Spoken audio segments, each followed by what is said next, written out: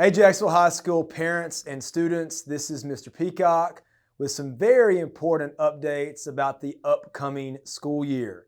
Now there are several reminders and things we're going to talk about today, but we're also going to push out a lot more videos in the next few weeks.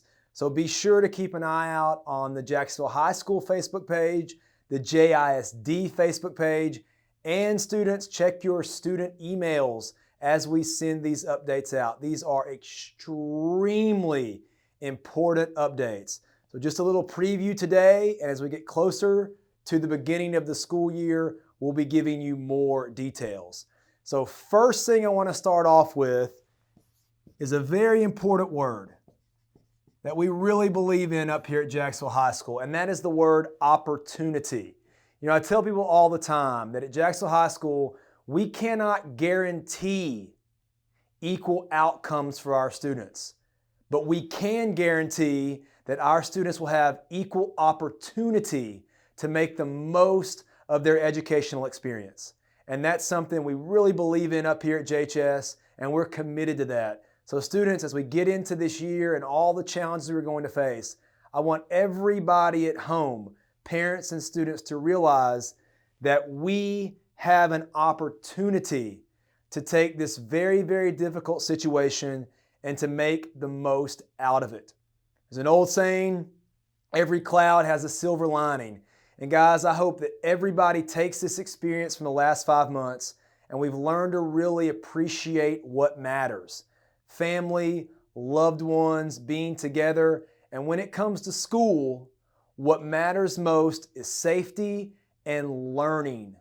So I hope that all our students and all our parents and all our teachers realize that we have a new opportunity this school year to put learning first.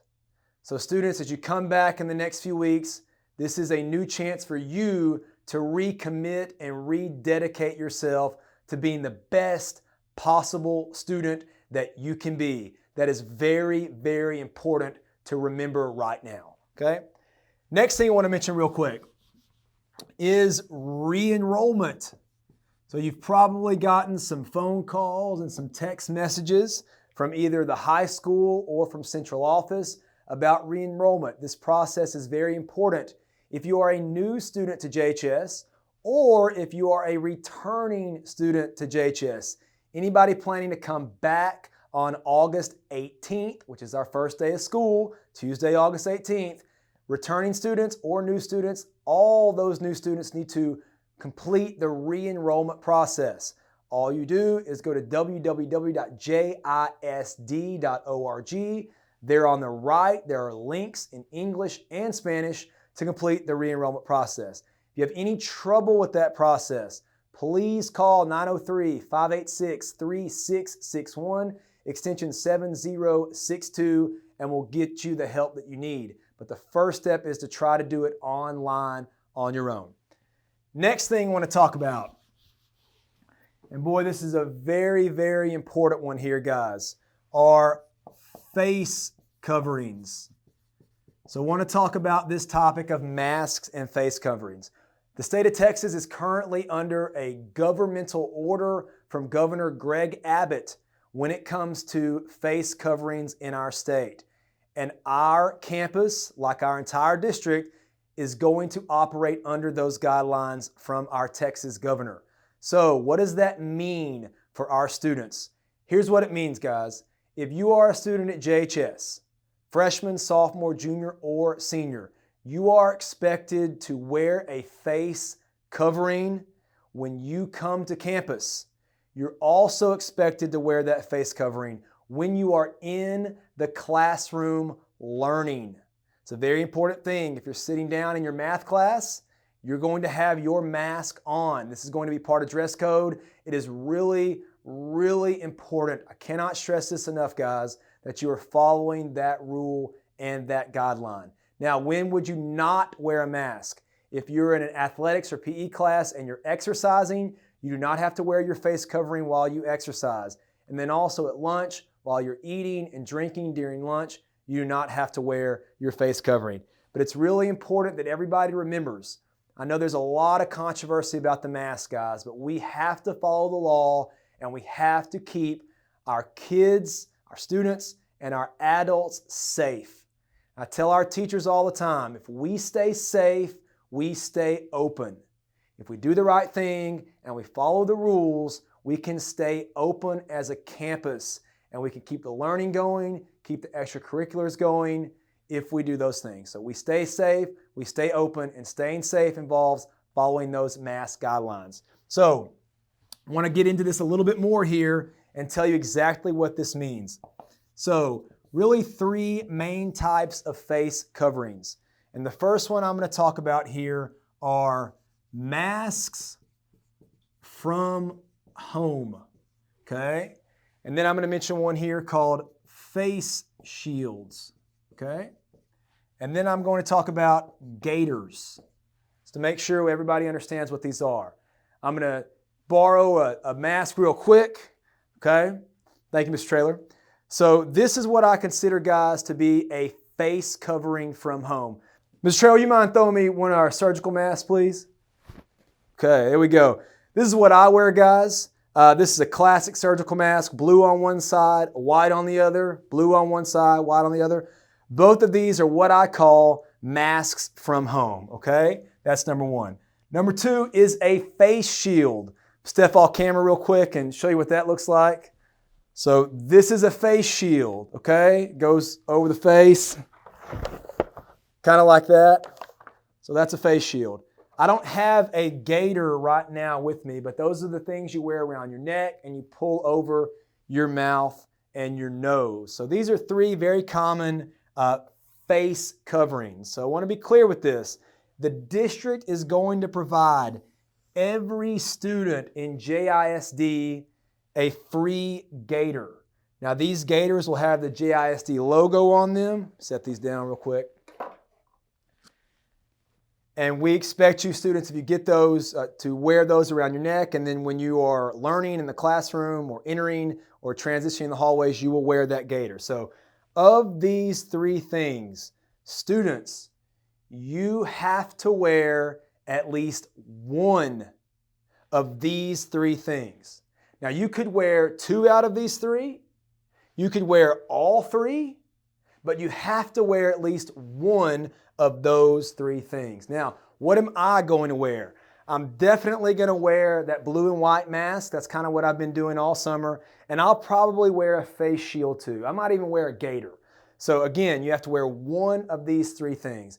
And I say it one more time. I know people are very passionate about the subject of face coverings, guys, but it's important that we follow the law and that we stay safe. If you have any other questions about that, please email me, ben.peacock@jisd.org. All right, so let's talk real quick. This video is going to be fairly long, but we want it to be very, very thorough. And I'm going to talk real quick about the instructional choice decision process. Your parents probably got a link or saw on the school website. The back to school plan was released last Thursday by Dr. Kelly and the central office staff, and all the campuses worked to put that together. And this process is outlined in that big packet. So I want to break down a little bit about what this means.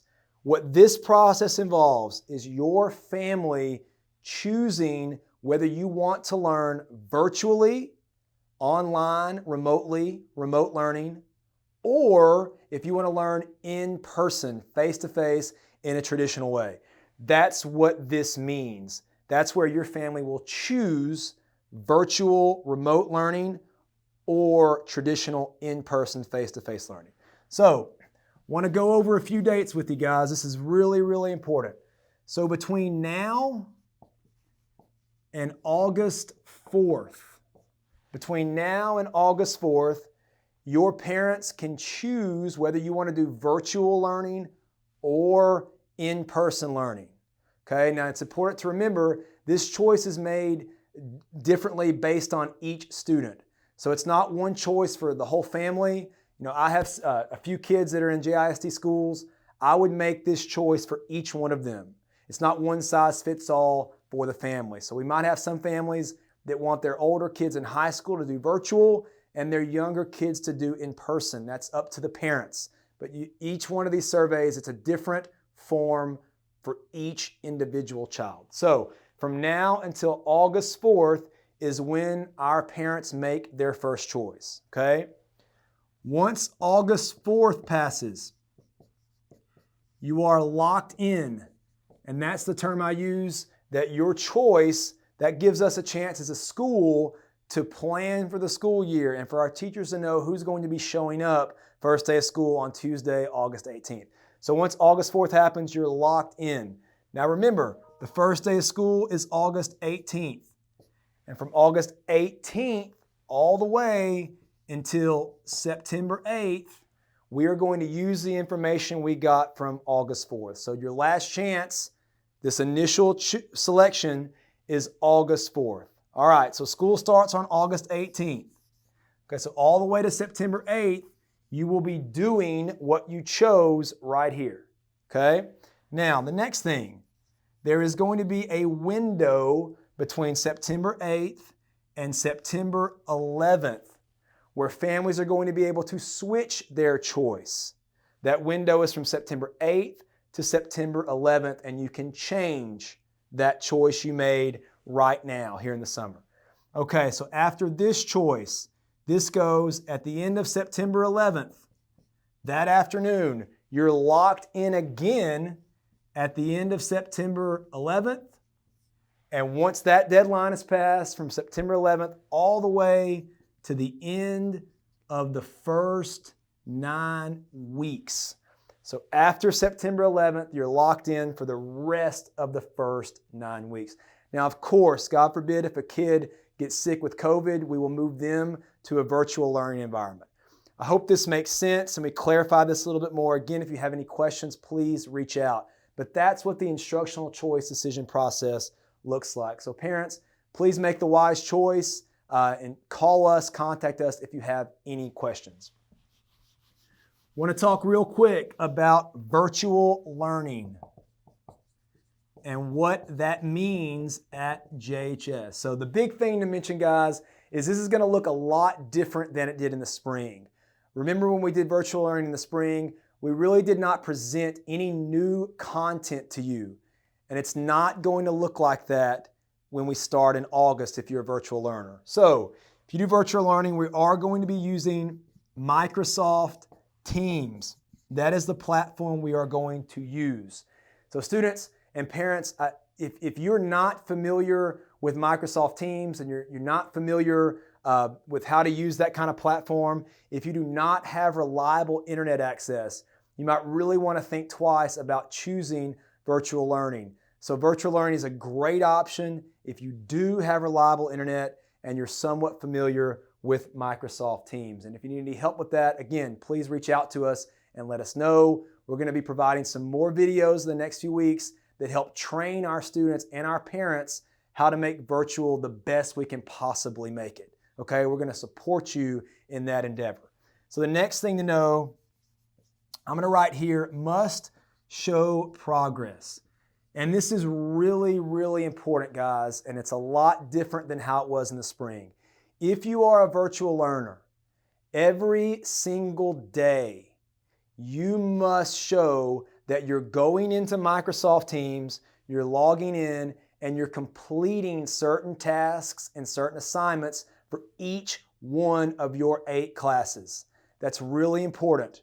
Again, every day you have to show, and the way we're going to prove that is to show that you've logged in and you've completed your assignment in Teams. You have to show progress by completing tasks every single day. If you don't complete those tasks, if you don't log in, then you're going to be marked absent. And that's a really, really big deal. So if you choose virtual learning, you must be prepared to complete those assignments every day for each one of your classes. Okay? Next thing I want to talk about real quick, guys, and this is still related to virtual learning. We are going to have a list of co-curricular classes. And that's kind of a fancy term for something pretty simple. But there is a list of classes at Jacksonville High School. We're going to be sending that list out to you in the next few days, the next few weeks. But there is a list of classes at Jacksonville High School that we believe you must come to face-to-face learning in order to learn what you need to learn. For example, welding is a class that you can't really do virtually, guys. Band, athletics, be it girls athletics or boys athletics. Dance class, that's another good example. There are several classes on our campus that you have to come to the school for in order to learn. And you'll see those on the co-curricular class list. So here's the million-dollar question, guys. What if you and your family choose virtual learning, but you have certain classes on your schedule that require you to come to in-person? Let's give you a great example. Let's say your family chooses virtual learning, but you're in band and you want to perform at the Friday night football games and you want to march in marching contests. Well, here's the thing. You will be required to come to fourth period band, and your family is going to be responsible for getting you here. So if you're a virtual learner that's in band and wants to stay in band, that's fine. You just have to find a way to get to school for fourth period. Your family has to be able to get you to school, and you have to be able to have transportation to leave school after fourth period. So if you're a virtual kid in fourth period band, you would be at home completing your assignments, periods 1, 2, and 3. You would come to the high school for period 4 band. After band class, fourth period, you would go back home and you would eat lunch and complete your 5th, 6th, 7th, and 8th period classes at home.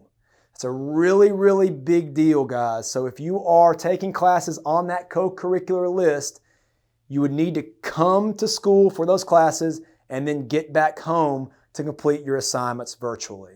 Okay, that's really important. We'll publish that co-curricular list in the next few days and the next week or two.